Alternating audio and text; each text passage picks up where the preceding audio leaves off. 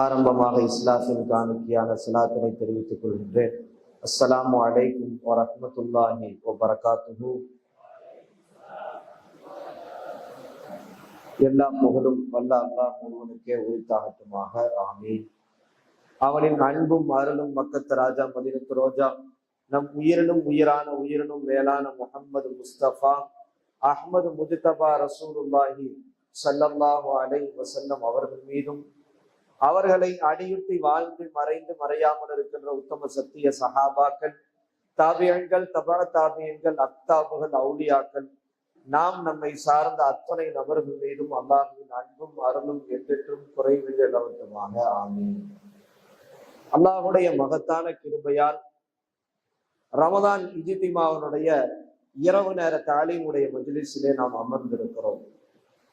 தினம் ஒரு சஹாபி என்று சஹாபாக்களுடைய வாழ்க்கையை, அவர்களுடைய தியாகத்தை, அவர்களுடைய அர்ப்பணிப்பை, அவர்களுடைய ஈடுபாடை, இந்த மார்க்கம் வளர்வதற்கும் இந்த மார்க்கம் இந்த அளவுக்கு சிறப்பாக இருப்பதற்கு காரணமான சஹாபாக்களின் பல்வேறு வரலாற்று செய்திகளை தொடர்ந்து நாம் பார்த்து வருகிறோம். இன்று நாம் பார்க்க இருக்கிற சஹாபி ஹதீஸ்களை வல்லுநராக நபி ஸல்லல்லாஹு அலைஹி வஸல்லம் அவர்களுடைய காலத்திற்கு பிறகு ரவுலா ஷரீஃபுக்கு நேராக அமர்ந்து ஹதீஸ் பாடம் நடத்துகிற பாக்கியம் பெற்ற ஒரு ஹதீஸ் கலை வல்லுநரான சஹாபிதான் ஜாபிர் இப்னு அப்துல்லா ரலியல்லாஹு அன்ஹு. ஜாபிர் இப்னு அப்துல்லா ரலியல்லாஹு அன்ஹுவை குறித்து தான் இன்று நாம் பார்க்க இருக்கிறோம். ஜாபிர் இப்னு அப்துல்லா அவர்களை பார்ப்பதற்கு முன்னால் அவர்களுடைய தந்தையை குறித்து பார்க்க வேண்டிய அவசியம் இருக்கிறது. அவர்களுடைய பெயர் அப்துல்லா இப்னு அம்ர். அப்துல்லா இப்னு அம்ர் என்றதுதான் அவர்களுடைய தந்தையினுடைய பெயர். அவர்களுடைய தாயார் பெயர் நசீஃபா என்பதாகும்.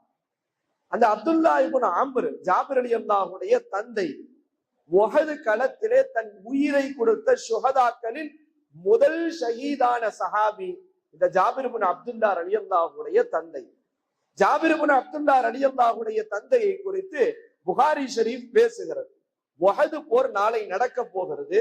நடப்பதற்கு முன்னாடி நாள் இரவு ஜாபிர் ரலியல்லாஹுடைய தந்தை அப்துல்லா ஜாபிர் ரலியல்லாஹுவை கூப்பிடுகிறார். ஜாபிரே, இங்கே வா, இங்கே வா, நாளைக்கு உஹது போர் நடக்க போகிறது. அந்த உஹது போரிலே இன்ஷா அல்லாஹ் முதலாவதாக வெட்டுப்பட்டு ஷஹீதாவன் நானாகத்தான் இருப்பேன் என்று சொல்கின்றார். சொல்லிட்டு சொன்னாங்க ஜாபிர் ரலியல்லாஹுடைய தந்தை, நான் அதிலே வெட்டுப்பட்டு ஷஹீதான பிறகு உனக்கு ஒரு 2 விஷயத்தை நான் சொல்றேன். எனக்கு சில கடன்கள் இருக்கிறது, அந்த கடனை நீ அடைத்து விடு. எனக்கு சில கடன்கள் இருக்கிறது, அந்த கடனை நீ அடைத்து விடு. உன்னுடைய சகோதரிகள் 6 பேரை நான் விட்டுட்டு போறேன்.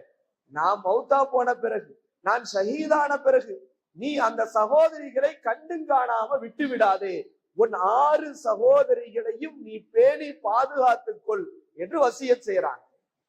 புகாரியுடைய ரிவாயத் சொல்லுகிறது, அவர்கள் சொன்ன மாதிரியே, அவர்கள் சொன்ன அதற்கேற்ப அடுத்த நாள் உஹது களத்திலே பார்க்கிறார்கள். ஜாபிர் இப்னு அப்துல்லா ரலியல்லாஹுடைய தந்தை அப்துல்லா உஹது சுஹதாக்களில் முதலாவதாக வெட்டுப்பட்டு ஷஹீதாகிறார்கள். எப்படி பாருங்க, எவ்வளவு ஊர்ஜிதமாக உறுதியாக தன்னுடைய மரணத்தை குறித்து அந்த சஹாபி தன் மகனை அழைத்து சொன்னது மட்டும் இல்லாமல், உனக்கு 2 கடமை இருக்கிறது, என் கடன் இருக்கிறதை அதை அடைத்து விடு, உன் சகோதரிகளிடத்திலே நல்ல விதமாக நடந்து கொள்ளுங்கள் என்று சொன்னார்கள். அவங்க வஃபாத்தான பிறகு அன்னைக்கு போர்ல நிறைய ஜனாசாக்கள் இருக்கிறதுனால ஒவ்வொருத்தருக்கும் ஒரு தனி கபர் கிடையாது. அப்ப இவங்க ஃபர்ஸ்ட் இவங்க உஹதுல வஃபாத் ஆகிறாங்க.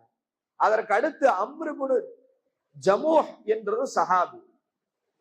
இந்த சஹாபியும் உஹதுல ஷஹீத் ஆகிறார்கள். ரசூல் ஸல்லல்லாஹு அலைஹி வஸல்லம் சொல்றாங்க, இவங்க 2 பேரையும் ஒரே கபர்ல அடக்கம் பண்ணிருங்க. இவங்க 2 பேரையும் ஒரே கபர்ல அடக்கம் பண்ணிருங்க. இந்த உலகத்தில் இந்த 2 பேரும் இணை பிரியா தோழர்களாக இருந்தார்கள்.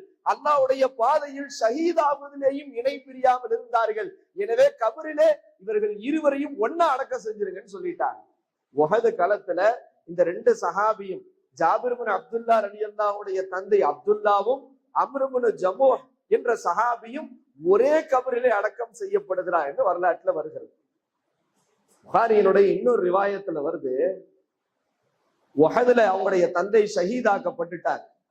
ஜாபிர் ரலியல்லாஹு ஒரு நாள் உட்கார்ந்து ரொம்ப கவலையா யோசிச்சுக்கிட்டே இருக்கிறாங்க. தன்னுடைய தந்தையினுடைய மரணம் ஒரு பக்கம், இன்னொரு பக்கம் தன் தந்தை சொன்ன 2 வசியத்தை நிறைவேற்ற வேண்டும். நான் மரணித்த பிறகு என் கடனை அடை, உன் சகோதரிகளிடத்திலே நல்ல விதமாக நடந்து கொள். இந்த 2 விஷயம் இதோடு அவர்களுடைய தந்தையினுடைய இழப்பு. இப்படி யோசிச்சுக்கிட்டே உட்கார்ந்து இருக்கிறாங்க, கவலையோடு உட்கார்ந்து இருக்கிறாங்க.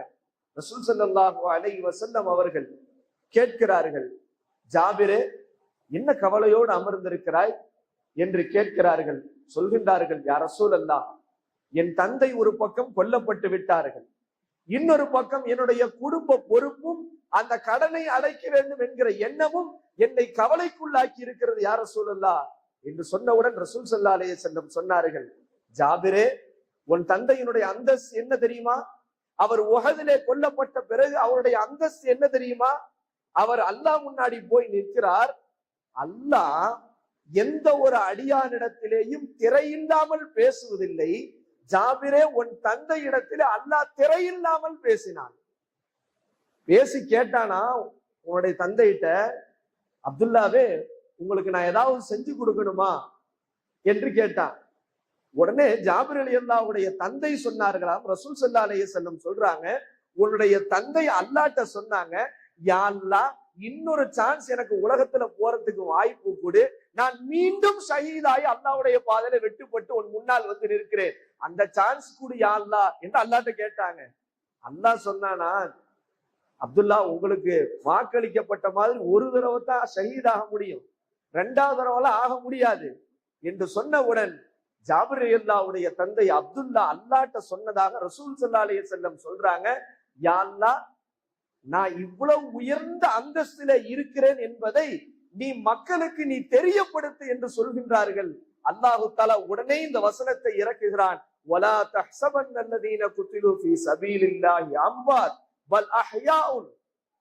நீங்கள் அல்லாஹ்வுடைய பாதையில வெட்டுப்பட்டு ஷஹீதானவர்களை மரணித்தவர்கள் என்று நீங்கள் நினைத்து விடாதீர்கள் என்று சொன்னார்களே, அந்த ஆயத்து ஜாபிர் ரலியல்லாஹுடைய தந்தையின் விஷயத்தில் இறக்கப்பட்டது. ரசூல் ஸல்லல்லாஹு அலைஹி வஸல்லம் இந்த ஹதீஸின் மூலம் தெரிகிறது. ஆனா வரலாற்றுல எழுதுறாங்க, இவங்களுடைய தந்தை வஃபாத் ஆகி 46 வருஷம் எழுதுறாங்க.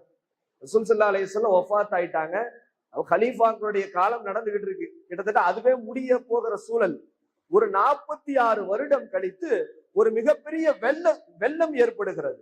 அப்போது உஹதிலே அடக்கப்பட்ட சஹாபாக்களுடைய கபரில் எல்லாம் தண்ணி புகுகிறது, அங்கு கபறுகள் சேதாரம் அடைகிறது. அப்ப என்ன தேவை ஏற்படுகிறது என்றால், அந்த கபரிலே அடக்கப்பட்டவர்கள் எல்லாத்தையும் மீண்டும் எடுத்து வேற இடத்திலே அடக்கம் செய்ய வேண்டிய தேவை ஏற்படுகிறது.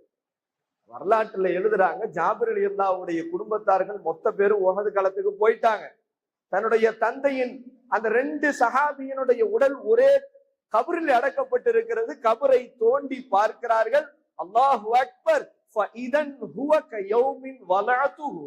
நாங்கள் அன்று காலை வைத்ததை போன்று 2 பேருடைய உடலும் அப்படியே இருந்தது என்று எழுதுகிறார்கள். அல்லாஹு அக்பர்.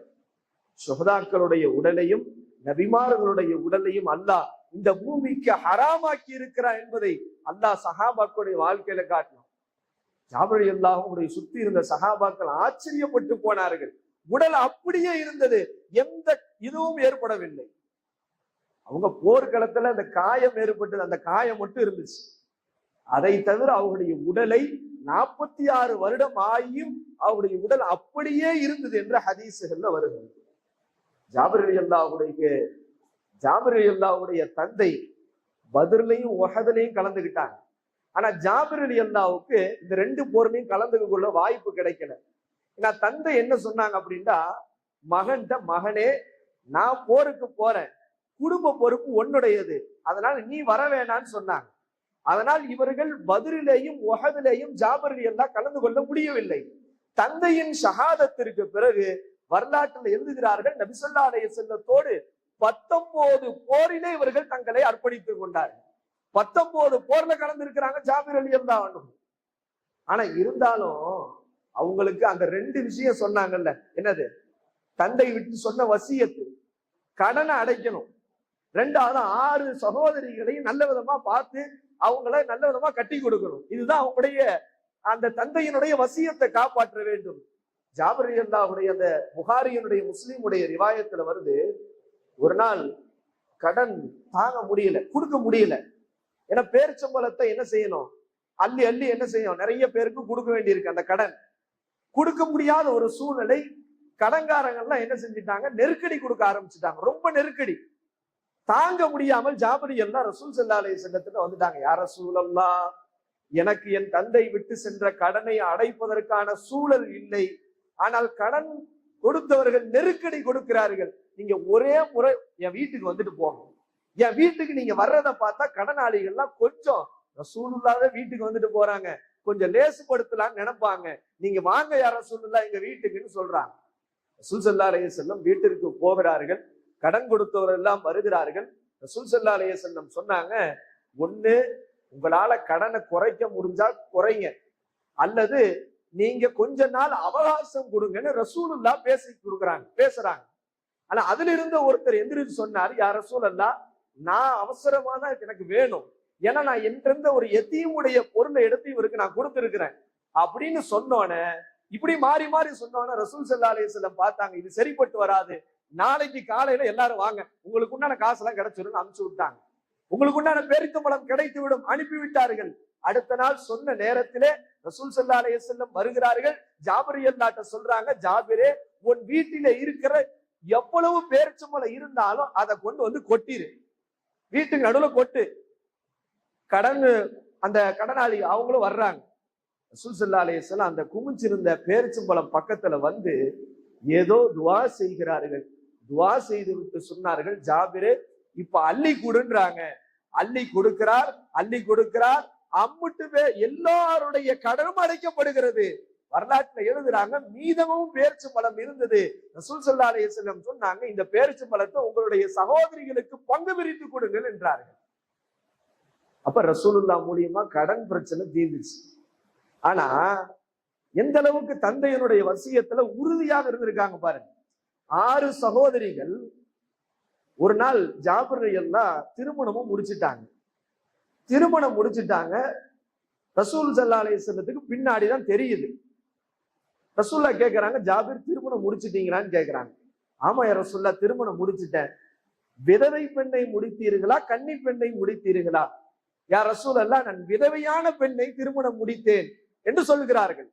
ரசூல் ஸல்லல்லாஹு அலைஹி வஸல்லம் திருப்பி கேட்டாங்க, ஜாபிரே, என்னப்பா நீ ஒரு கன்னி பெண்ணை திருமணம் முடிச்சிருந்தா நீ அவளோட விளையாடுவா, அவன் உன்னோட விளையாடுவான், நீ விதவையை முடித்திருக்கிறாயே என்று கேட்டபோது ஜாபிர் ரலியல்லாஹு சொன்ன பதில் ஆச்சரியத்திற்குரியது. யா ரசூலல்லாஹ், எனக்கு 6 சகோதரிகள் இருக்கிறார்கள். நான் ஒரு கன்னி பெண்ணை, ஒரு இளம் பெண்ணை முடித்திருந்தால் அந்த 6 பேரோட சேர்ந்து இந்த அம்மா விளையாட ஆரம்பிச்சிருவாங்க. ஆனால் விதவை பெண்ணாக இருந்தால் ஒரு அனுபவசாலியாக இந்த 6 சகோதரிகளுக்கும் தாயாக இருந்து அவர்களை பேணி பாதுகாப்பார்கள். என் சகோதரிகளை நான் நல்ல விதமாக என் தந்தையின் வசியப்படி கரை சேர்ப்பதும் நல்வழிப்படுத்துவதுதான் எனக்கு நோக்கமே. அதனால் தான் நான் விதவை பெண்ணை திருமணம் முடித்தேன் என்றார்கள். நமக்கு பெரிய படிப்பன இருக்கு. நினைச்சிருந்தா ஒரு கன்னி பெண்ண, ஒரு இளம் பெண்ண, அழகான பெண்ணை கல்யாணம் முடிஞ்சு ஜாலியா இருக்கிறத விட்டுவிட்டு தன் தந்தையின் வசியத்தை நிறைவேற்ற வேண்டும் என்கிற விஷயத்துல எந்த அளவுக்கு தன் வாழ்க்கையை அவர்கள் வைத்திருக்கிறார்கள் பாருங்க. ஒரு விதவை பெண்ணை முடித்தாலும் பரவாயில்லை, தன் 6 சகோதரிகளையும் நல்வழிப்படுத்தணும், அவங்களுக்கு ஒரு தாயாக இருக்கணும் என்பதை எந்த அளவுக்கு ஜாபிர் ரலியல்லாஹு சொன்ன பதில் நமக்கு ஆச்சரியமாக இருக்கிறது.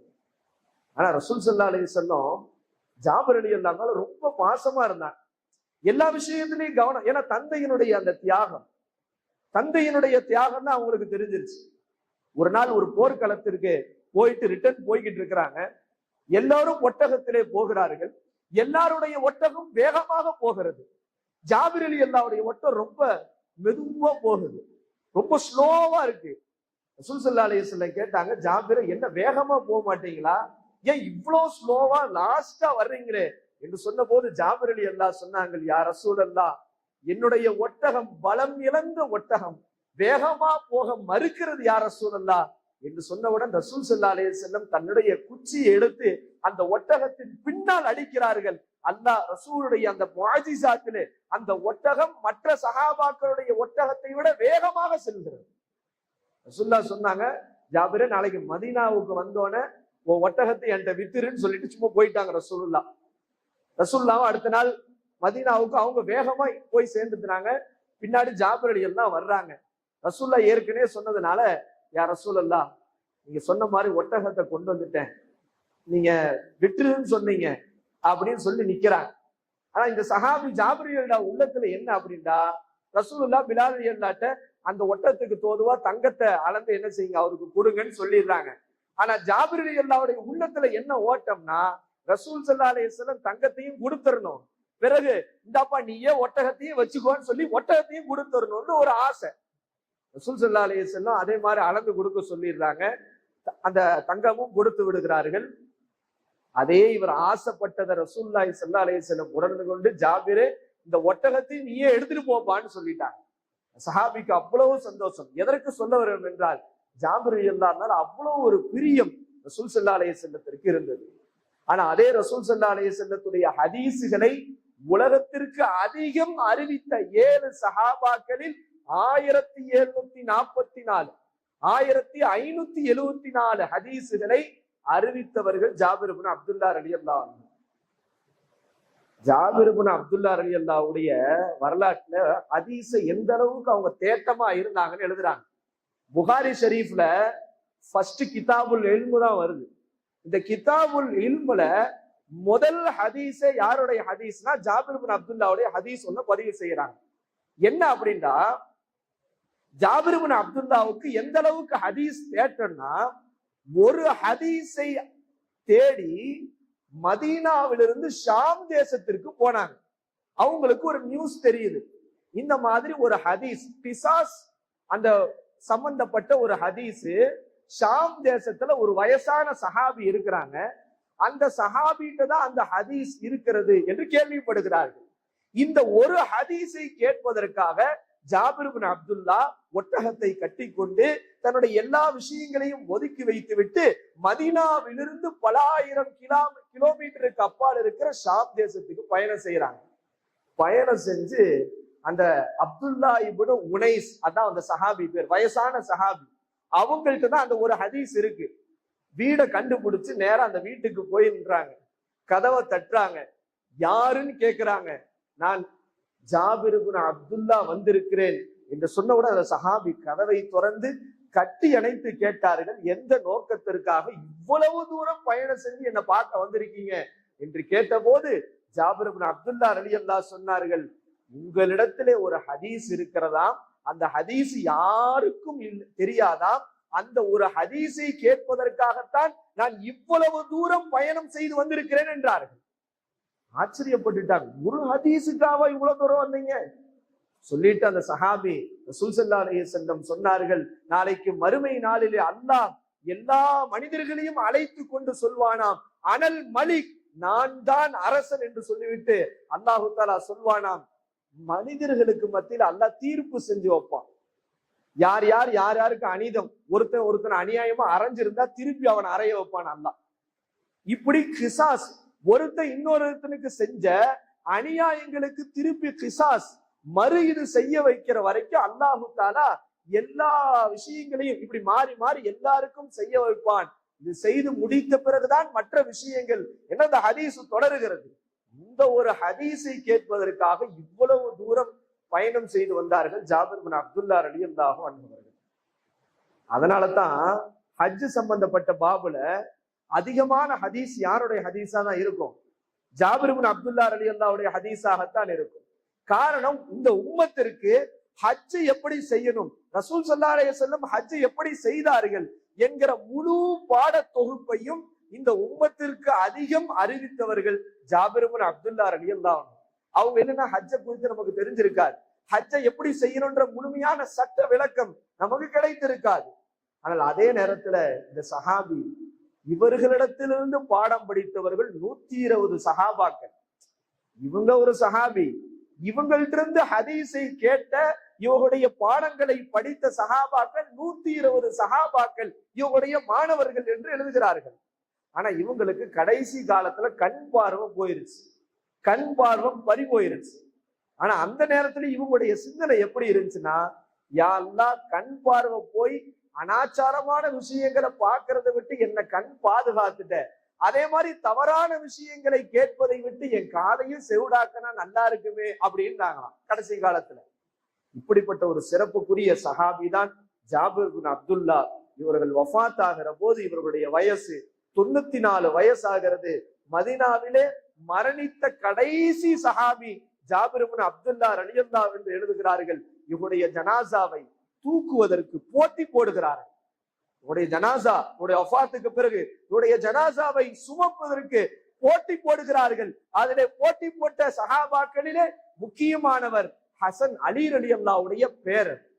அலி ரலியல்லாஹுடைய பேரர் இவருடைய ஜனாசாவை சுமப்பதற்கு போட்டி போடுகிறார். காரணம் கேட்ட போது அவர்கள் அலி ரலியல்லாஹுடைய பேரர் ஹசன் சொன்னார்கள், ரசூல் ஸல்லல்லாஹு அலைஹி வஸல்லத்துடைய ஹதீஸுக்காக தன் வாழ்க்கையை அர்ப்பணித்துக் கொண்ட இந்த சஹாபியினுடைய ஜனாசாவை தூக்குவது என்பது ஒரு மிகப்பெரிய பாக்கியம். அந்த பாக்கியத்தை நான் அடைய வேண்டும் என்பதற்காகத்தான் நானே அதை தூக்குகிறேன், யாருக்கும் அந்த வாய்ப்பை கொடுக்க மாட்டேன் என்று சொன்னார்களாம். அல்லாஹ் அக்பர், அல்லாஹ் தஆலா அப்படிப்பட்ட ஜாபிர் பின் அப்துல்லா ரலியல்லாஹுவை போன்று ஹதீஸ்களை அதிகம் தேட்டம் உடையவர்களாக அல்லாஹ் தஆலா நம்மை ஆக்கி அருள் புரிவானாக.